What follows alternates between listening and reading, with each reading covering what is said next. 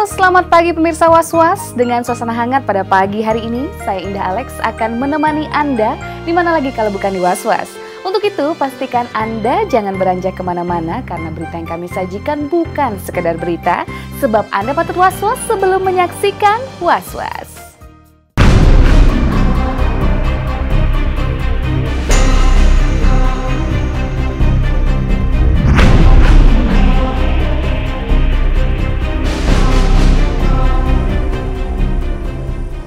Akhirnya, pemerintah Kota Jakarta melalui Suku Dinas Pertamanan dan Pemakaman Provinsi DKI Jakarta akan menata ulang bentuk makam almarhum Ustadz Jeffrey Al-Bukhari di Taman Pemakaman Umum Karet Bifak, Jakarta Pusat pada bulan April tahun 2014 mendatang. Pemugaran makam Ustadz Gaul ini berdasarkan ketentuan Peraturan Daerah Khusus Ibu Kota Jakarta Nomor 3 Tahun 2007 yang mengharuskan agar makam dibangun tidak melebihi aturan yang berlaku dan sesuai dengan program plakatisasi, istilah dan program yang tengah gencar dilakukan oleh pemerintah. Makam almarhum UJ sendiri mengalami perubahan pasca 40 hari meninggalnya almarhum UJ. Atas prakarsa Umi Tatu Mulyana, makam anak kesayangannya itu dibangun dengan polesan batu marmer. Lantas, akankah marmer baru yang terlanjur terpasang itu akan disamaratakan dengan tanah? Di dalam Perda 3 tahun 2007 itu tentang pemakaman di Pemprov DKI Jakarta itu kan sebenarnya sudah diatur ketentuannya. Bahwa setiap makam itu panjangnya hanya panjang makam itu 2 meter, lebar 1 meter, kemudian tinggi undakan tanahnya itu 10 cm. Dan di kepala jenazah itu ada plakat nisan yang menggambarkan nama dari jasad yang dimakamkan di dalamnya itu. Di Karet Bifak itu kan sebagian sudah kita lakukan standarisasi, sebahagian itu masih yang kuburan yang dulu. Jadi di situ ada tembok, ada tinggi lah. Nah, ini yang harus kita hilangkan nanti sehingga makam itu nanti kelihatan menjadi kayak hamparan rumput saja.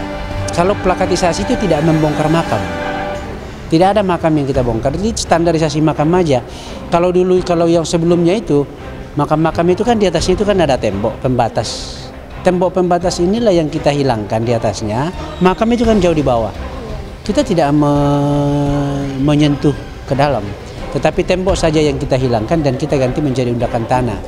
Kemudian tembok yang biasanya tinggi di atas kepala jenazah selama ini, itu juga yang kita hilangkan. Itu kita plakat saja yang ada di situ. Niat pemerintah untuk menata ulang makam yang bangunannya tidak sesuai dengan perda pemerintah itu memang bukan tanpa alasan. Selain ingin memberi kesan indah, apakah ini berkaitan dengan kabar yang menyebutkan jika makam almarhum UJ akan dijadikan cagar budaya?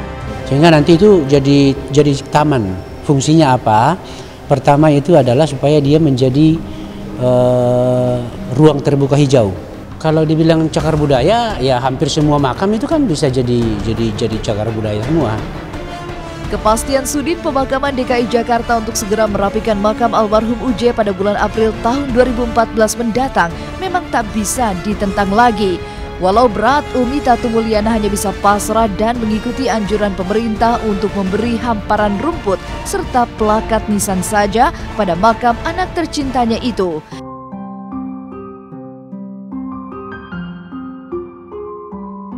Sikap pasrah Umi Tatu ini memang berbeda ketika ia berusaha keras agar makam almarhum UJ tetap berdiri dengan rangkaian batu marmer. Lantas, siapkah Umi Tatu melihat makam almarhum anaknya nanti tanpa tanda-tanda khusus? Kalau sudah kita lakukan standarisasi itu di atasnya itu tidak dibenarkan ada tanda apapun kecuali tanda pahlawan. Tanda pahlawan itu ada, ini merah putih yang tapi dia terbuat dari dari alukubon ya. Nah, itu yang kita itu. Selebihnya tidak ada. Bela sih sampai saat ini nggak ada apa-apa. Nah, tenang-tenang aja, nggak ada. Iya. Ya Umi sih tinggal nerima aja gimana aja.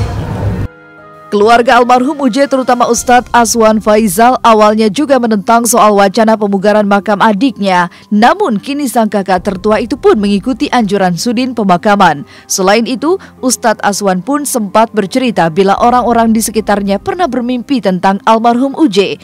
Hal ini membuat semua pihak pun menyadari untuk mengikuti peraturan yang berlaku. ternyata katanya melanggar peraturan, ya sudah, Umi nggak ada masalah apapun, nggak ada tuntutan apapun, silahkan mau diratain boleh, atau mau hanya batunya aja boleh, atau di kemarin papan doang boleh, silakan, nggak ada masalah. Ini ya perdanya, kemudian ini suratnya, ini gambarnya, layout gambarnya. Ini surat pemerintah. Ini layout gambarnya. Jadi masih terus melakukan komunikasi ya, dan pemerintah pun memberikan solusi-solusi kepada kita dan sangat bekerja sama sekali, dan kita pun sebagai warga DKI kita wajib untuk mengikuti aturan pemerintah. Prinsip suratnya nih. Kami belum tahu tuh, coba aja bacain. Mungkin bisa dibacain. Ya, nanti UMIPIP akan diundang oleh pemerintah masalah penyamarataan. Jadi semuanya akan disamaratakan, akan diratakan. Barangkali orang yang paling bersyukur dengan program plakatisasi ini adalah Pipi Dian Irawati. Akhirnya, mimpi almarhum suaminya untuk bisa dimakamkan dengan hiasan rumput hijau terkabul. Yang pada awalnya dulu sempat berbeda pendapat dengan keluarga almarhum UJ. Dengan adanya program plakatisasi ini berimbas semakin harmonisnya hubungan antara ibunda almarhum UJ dengan Pipik, seperti yang diharapkan oleh sahabat almarhum UJ, Ustadz Taufikur Rahman. Ya, saya gimana baiknya saja ya, tapi saya tidak mempunyai hak apapun, jadi saya bagaimana keputusannya saja yang terbaik ya, bagaimana keputusan pemerintah, bagaimana keputusan pihak keluarga besar, mangga saja. Gimana baiknya saya hanya ajarkan anak-anak saya yang utama sekarang kita ini adalah fokus doa untuk Abi, karena Abi butuh doa. Ya, kita sebagai sahabat yang insya Allah berniat selalu melanjutkan perjuangan beliau, sangat amat haru, sedih, prihatin.